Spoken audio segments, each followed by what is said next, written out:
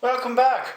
On the last installment of the basics, I talked to you about artifact cards for the Star Trek card game. Well, on this installment, I'm going to talk to you again about artifact cards, except this time it's for Magic the Gathering.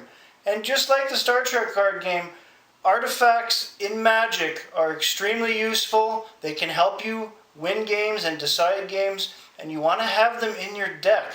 Even if you're just doing a one-color deck, you want to add a lot of artifact cards because they're not just one-trick ponies.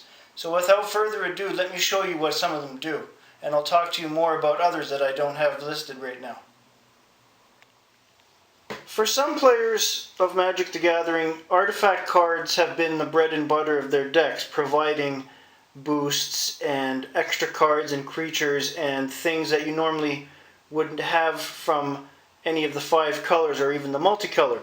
For example, you have cards like Slate of Ancestry. Discard your whole hand. Draw a card for each creature you control. Say you're having a bad game and this card comes up and you have it in your hand. You have maybe 5 or 6 other cards. Get rid of your whole hand. Draw a card for every creature. If you have 5 or 6 creatures out on the field, you have those many cards in your hand now. You can start fresh. It might change the game for you. Spin Engine. It's an artifact creature, 3/1, so 3 attack, 1 defense. Target creature cannot block Spin Engine this turn. Very useful. Cards like Aegis of the Meek. Target 1/1 creature gets +1/+2 until the end of turn. So that means your 1/1 is now a 2/3. That could be very interesting. You want to have that card in your deck at all possible. Doom Cannon is interesting.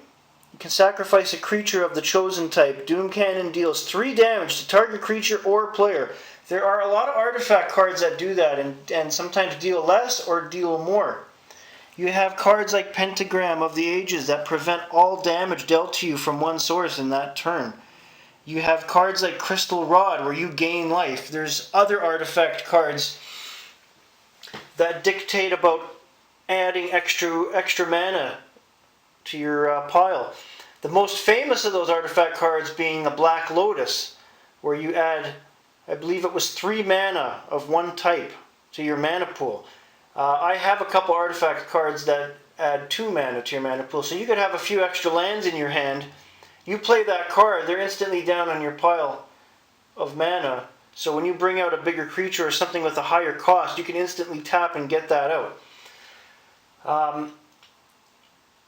The thing with artifact cards is that a lot of them have high costs. So Pentagram of the Ages costs 4. Doom Cannon costs 6, unfortunately. Slate of Ancestry is 4. You have some that can cost anywhere from 1. I believe there's even a couple artifacts that cost 7 or 8. I don't think I have them, but the gains, or in this case, the pros outweigh the cons. I wouldn't say that every deck that I've constructed has a ton of artifacts in it because, again, as I've mentioned in previous episodes, you also have to contend with the amount of land in the deck, but certain artifact cards are good to have, like the ones I've shown here. You want to have at least 2 or 3 copies of them in your deck. It's safe to say that maybe 10% of your deck, that is a good number for it to be artifacts. So if you're constructing a deck, keep that in mind.